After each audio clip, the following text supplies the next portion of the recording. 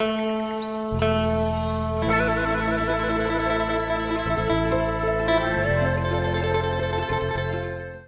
วอนกราบขอร้อง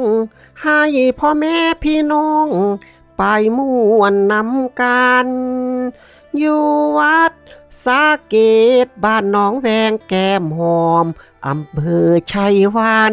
จังหวัดอุดร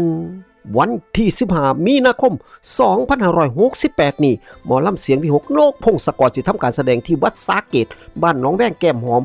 ตำบลไส้ว่านอำเภอไส้ว่านจังหวัดอุดรธานีพ่อกับพระเอกนางเอกดาวตลกหางเครื่องด้านหน้าเวทีกว่า300ชีวิตเส้นนกพงศกรอาอายแพรธิดาออดปานดำพัชราตุตูแววมินลูกเอกทอฟฟี่ปริมโอ๊ตหมูหยองสมโอใบเตยยานูยาคิงกำนันแพทย์จงอ่างยายสายยายไฟอุ้ย